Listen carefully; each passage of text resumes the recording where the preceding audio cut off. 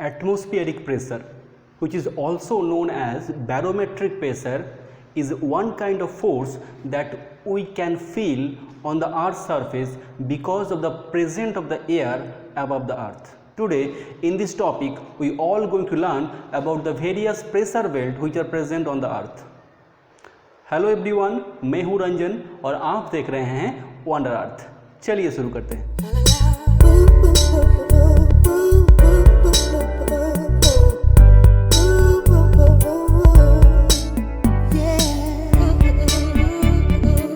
Atmospheric pressure belt are the particular area which have the same atmospheric pressure on the Earth's surface, and the line which are connect all those particular area which have the similar atmospheric pressure are called isobar. isobar एक ऐसा शब्द है जिस शब्द के ज़रिए हम इस बात का पता लगा सकते हैं कि पृथ्वी के सरफेस के ऊपर कौन कौन सी जगह पे सेम या equal amount of atmospheric pressures हमें देखने को मिलता है। Today with the help of this model आज हम पृथ्वी के ऊपर या अर्थ सरफेस में जितने भी अलग अलग प्रेशर बेल्ट पाए जाते हैं उसके बारे में हम लोग अध्ययन करेंगे या पढ़ाई करेंगे। तो एक 2D मॉडल है अर्थ सरफेस का या ग्लोब का, जिसमें हम लोगों को मालूम है कि पृथ्वी को दो हिस्सों में बांटने वाला एक लैटिट्यूड हमें देखने को मिलता है। That is the most important latitude of the earth या that is the most important latitude of the globe, that is equator. Equator का वैल्यू 0 डिग्री होता है और ये पर्टिकुलर लैटिट्यूड पृथ्वी को दो हेमिस्फीयर में बांटते हैं। One is northern hemisphere, another one is southern hemisphere. अब हम लोगों के प्रीवियस चैप्टर में हम लोगों ने इंसोलेशन के बारे में पढ़ाई किए थे और हम लोगों ने देखा था insolation is the amount of solar energy which is received by the earth. तो पृथ्वी के कौन सा रीजन सबसे ज़्यादा maximum amount of solar energy को रिसीव करेंगे? ऑब्वियसली ये इक्वेटर वाला बेल्ट होगा, क्योंकि इसी एरिया में सूरज की रोशनी 90 डिग्री एंगल पे फॉल होता है। तो ऑब्वियसली इस एरिया में रेडिएशन है, सोलर रेडिएशन सबसे ज़्यादा प्राप्त होगा। इक्वेटर के दोनों तरफ 5 डिग्री नॉर्थ और 5 डिग्री साउथ हेमिस्फीयर में इस पर्टिकुलर रीजन में एक प्रेशर बेल्ट देखने को मिलता है, that atmospheric pressure belt known as equatorial low pressure belt। अब यहाँ पे एक सवाल आते हैं, कॉन्ट्राडिक्शंस कॉन्सेप्ट यहाँ पे एक पैदा होते हैं कि इस एरिया में जो प्रेशर बेल्ट हमारे देखने को मिलता है, जो लो प्रेशर बेल्ट हमें देखने को मिलता है, इसके ओरिजिन का कारण क्या है कि इस एरिया में सोलर रेडिएशन सबसे ज़्यादा परिमाण में प्राप्त होते हैं। तो ऑब्वियसली इस लो प्रेशर बेल्ट का जो फॉर्मेशन है उसका प्रधान कारण थर्मल होना चाहिए यानी टेम्परेचर, लेकिन इस एरिया में और एक फोर्स काम करते हैं, दैट इज़ सेंट्रीफ्यूगल फोर्स, जो पैदा होते हैं पृथ्वी के रोटेशनल फोर्स के चलते। पृथ्वी अपने अक्ष पे या एक्सिस पे रोटेट करते हैं और इस रोटेशन के चलते इस एरिया में इक्वेटोरियल एरिया में सबसे ज़्यादा सेंट्रीफ्यूगल फोर्स देखने को मिलता है, जिसके वजह से इस एरिया के जितने भी हवा हैं, एयर मास है, वो ऊपर की तरफ फ्लो होने लगते हैं। तो ये लो प्रेशर बेल्ट पैदा होने का असली कारण क्या होगा, थर्मल या डायनामिक्स? का एक्चुअल कारण आप लोग मुझे कमेंट करके बता सकते हैं। अब इसके ठीक ऊपर इक्वेटर के दोनों तरफ 30 से 35 डिग्री नॉर्थ और साउथ लैटिट्यूड पे भी एक हमें प्रेशर बेल्ट देखने को मिलता है, that particular pressure belt known as a subtropical high pressure belt. अब ये ट्रॉपिकल रीजियन के पास है, इसलिए इस एरिया को बोला जाता है सब ट्रॉपिकल हाई प्रेशर बेल्ट, और ये दोनों तरफ देखने को मिलता है, नॉर्दर्न हेमिस्फीयर में और साउदर्न हेमिस्फीयर में भी। अब ये जो हाई प्रेशर बेल्ट हमें यहाँ पे देखने को मिल रहा है, इसके ओरिजिन का कारण क्या होगा? क्या ये थर्मल होगा या डायनामिक होगा?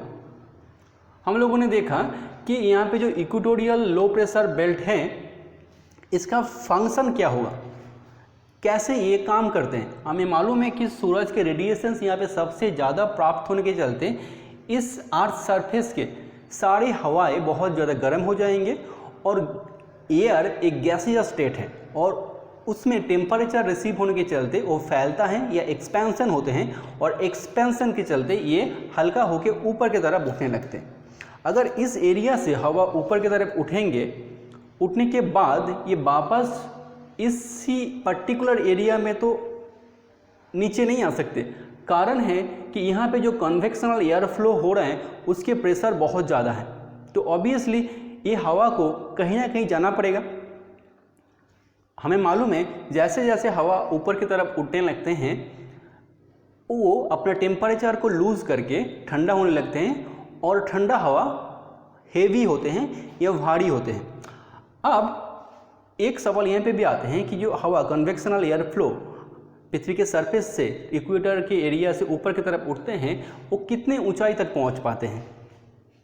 हम लोगों ने जब स्ट्रेटा ऑफ द एटमॉस्फेयर पढ़ा था या लेयर ऑफ द एटमॉस्फेयर पढ़ा था, हम लोगों ने देखा था ये कन्वेक्शनल एयर फ्लो ट्रोपोपॉज तक ही पहुंच पाते हैं, मतलब क्षोभ मंडल तक, उसके ऊपर ये जा नहीं पाते। ट्रोपोपॉज तक ये पहुंच के फिर एक ब्रांच इसके नॉर्दर्न हेमिस्फीयर की तरफ, एक ब्रांच इसके साउदर्न हेमिस्फीयर की तरफ मूव करेंगे, या एक ब्रांच राइट की तरफ, एक ब्रांच लेफ्ट की तरफ मूव करेंगे। अब ध्यान देने वाला बात ये है कि ये अपर एयर फ्लो हैं, ये सरफेस फ्लो नहीं है। ये हवा जो चलेगा ऊपर उठ के ये सरफेस से करीब 15 से 16 किलोमीटर के ऊपर से बहने लगेगा। इस हवा को हम क्या बोलेंगे? इस हवा का नाम है जेट स्ट्रीम, और ये ट्रॉपिकल रीजन से बह रहा है, इसलिए इस हवा का नाम हो जाएगा ट्रॉपिकल जेट। तो दोनों तरफ हमें ट्रॉपिकल जेट तक देखने को मिलेगा। अब ये ट्रॉपिकल जेट जब बहेगा तब ऊपर ये ठंडा हो जाएगा, ठंडा होने के बाद ये भारी होकर अर्थ सरफेस की तरफ आने की कोशिश करेंगे, लेकिन इस एरिया में वो उतर नहीं पाएंगे। तो ऑब्वियसली ये 30 to 35 डिग्री जो लैटिट्यूड हैं दोनों तरफ उसी एरिया में उतरने की कोशिश करेंगे। तो इसलिए ये ठंडा हवा जब 30-35 के नॉर्थ और साउदर्न लैटिट्यूड में ये उतरेंगे, ऑब्वियसली इस एरिया में हमें हाई प्रेशर बेल्ट देखने को मिलेगा। तो हमने देखा ये जो सब ट्रॉपिकल हाई प्रेशर बेल्ट हमें दोनों तरफ देखने को मिलते हैं, इसके ओरिजिन थर्मल नहीं है, इसके ओरिजिन डायनामिक है, मतलब अर्थ रोटेशन के चलते हमें इस एरिया में सब ट्रॉपिकल हाई प्रेशर बेल्ट देखने को मिलता है। उसके ठीक ऊपर दोनों हेमिस्फीयर में, नॉर्दर्न और साउदर्न हेमिस्फीयर में 60 से 65 डिग्री लैटिट्यूड में नॉर्दर्न और साउदर्न दोनों हेमिस्फीयर में हमें सब पोलर लो प्रेशर बेल्ट देखने को मिलता है। अब इसका नाम सब पोलर क्यों है? क्योंकि ये पोल के करीब हैं, दोनों पोल के करीब होते हैं, इसलिए 60 to 65 डिग्री जितने भी लैटिट्यूड्स हैं जहाँ पे प्रेशर बेल्ट हमें देखने को मिलता है उस पर्टिकुलर एरिया को हम सब पोलर एटमॉस्फेरिक बेल्ट बोलेंगे। वो कौन सा बेल्ट है? वो लो प्रेशर बेल्ट है। अब यहाँ पे लो प्रेशर बेल्ट क्यों पैदा होगा? सिर्फ इस एरिया में लो प्रेशर बेल्ट पाए जाते हैं ये जानना ही हमारे लिए काफ़ी नहीं है, उसके कारण को भी जानना बहुत ज़्यादा इम्पोर्टेंट है। तो हम देखेंगे कि इस एरिया में लो प्रेशर बेल्ट पैदा होने का कारण क्या है। ऑब्वियसली हमें मॉडल में देखने को मिल रहा है कि इसके कारण डायनामिक लिखा हुआ है। डायनामिक मतलब होता है पृथ्वी के रोटेशनल फोर्स के चलते यहाँ पे लो प्रेशर बेल्ट पैदा होगा। अब यहाँ पे और एक कॉन्ट्राडिक्टरी सवाल पैदा होते हैं कि 30-35 में पृथ्वी का रोटेशनल फोर्स ज़्यादा होगा कि 60-65 में पृथ्वी का रोटेशनल फोर्स ज़्यादा होगा। अगर 60-65 में रोटेशनल फोर्स के चलते लो प्रेशर बेल्ट पैदा होते हैं तो ऑब्वियसली 30-35 में उससे भी ज़्यादा लो प्रेशर बेल्ट पैदा होना चाहिए था, लेकिन यहाँ पे हमें लो प्रेशर बेल्ट देखने को मिलता है 60-65 में, और 30-35 में हमें हाई प्रेशर बेल्ट देखने को मिलता है। इसका कारण क्या है? चलिए इसके कारण को हम लोग पता लगाते हैं। इसका कारण है जेट स्ट्रीम। हम लोगों ने देखा था जो ट्रॉपिकल जेट स्ट्रीम 16 किलोमीटर के ऊपर से अपर या सरफेस से फ्लो हो रहा था, उसके स्पीड इतने ज़्यादा होते हैं, उसके प्रेशर से इस एरिया में जो 30-35 से अर्थ रोटेशन के वजह से जो हवा ऊपर की तरफ उठते हैं उस हवा को ट्रॉपिकल जेट दबा के इस एरिया में हाई प्रेशर का फॉर्मेशन करते हैं। लेकिन इस एरिया में ऐसे कोई प्रेशर हमें देखने को नहीं मिलते जेट स्ट्रीम का, इसलिए 60 to 65 डिग्री नॉर्थ और साउदर्न लैटिट्यूड पे हवा पृथ्वी के रोटेशनल फोर्स के चलते ऊपर की तरफ बहने लगते हैं, वर्टिकल एयर फ्लो होने लगते हैं और इस एरिया में हमें लो प्रेशर का फॉर्मेशंस देखने को मिलते हैं। द लास्ट वन, दोनों पोलर रीजियन पे हमें पोलर हाई प्रेशर बेल्ट देखने को मिलेगा। नॉर्दर्न में northern polar high pressure belt, southern में southern polar high pressure belt. इसका कारण ऑब्वियसली थर्मल है। तो इस मॉडल के जरिए हम लोग समझ गए कि पृथ्वी के सरफेस के ऊपर कौन कौन से प्रेशर बेल्ट देखने को मिलते हैं। एक बार हम लोग क्विक रिवीजन कर लेते हैं उसके बारे में।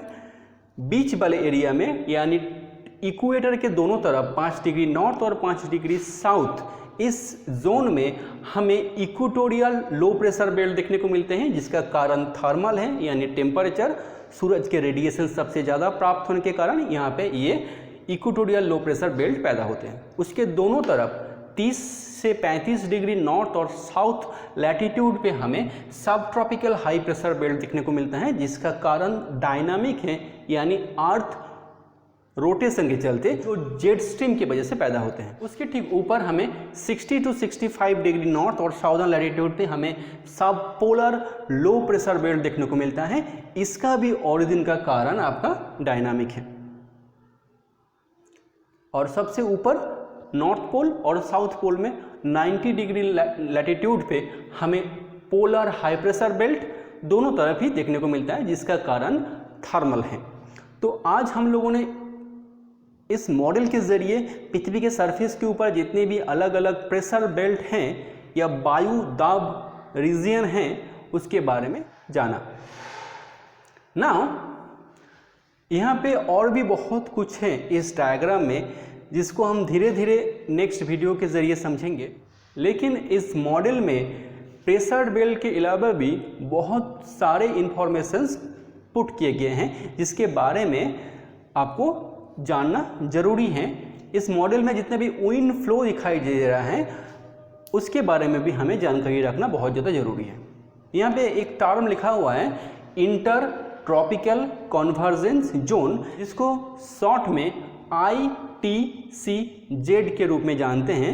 ये इंटर ट्रॉपिकल कन्वर्जेंस जोन क्या चीज़ है इसके बारे में भी हमें जानकारी रखना बहुत ज़्यादा जरूरी है। सबसे पहले हम लोग इक्वेटोरियल लो प्रेशर बेल्ट से गर्म हवा को ऊपर उठाएंगे छोप मंडल तक या ट्रोपोपॉज तक।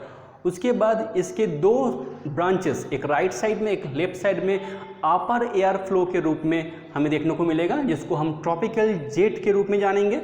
और वो कहाँ पे उतरेंगे, ये 30 to 35 डिग्री नॉर्थ और साउथ लैटिट्यूड पे उतरेंगे और फॉर्म करेंगे सब ट्रॉपिकल हाई प्रेशर बेल्ट के।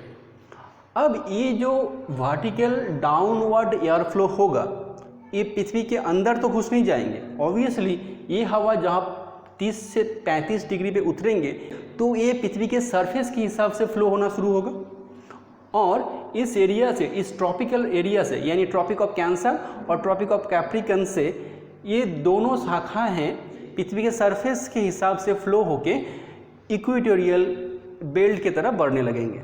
और जब दो ट्रॉपिकल विंड, सरफेस विंड पृथ्वी की तरफ बढ़ेंगे और इस एरिया में आके मर्ज करेंगे तो उसी दो ट्रॉपिकल विंड के मर्ज से जो जोन पैदा होगा उसी हम जोन को बोलेंगे इंटर ट्रॉपिकल कन्वर्जेंस जोन्स।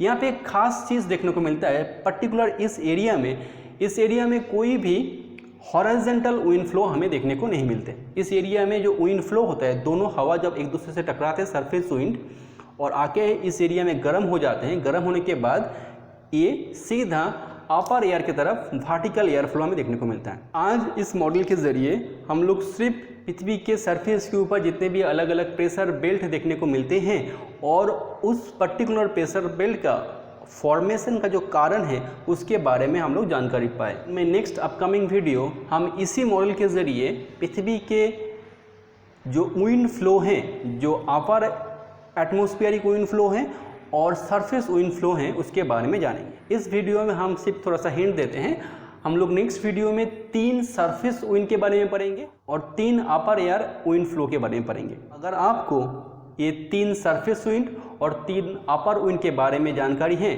तो उनका नाम कमेंट बॉक्स में लिख के बताइए। आई होप ये वीडियो आपको इन्फॉर्मेटिव लगा होगा। If yes, please like the video, share the video and subscribe the channel for motivation.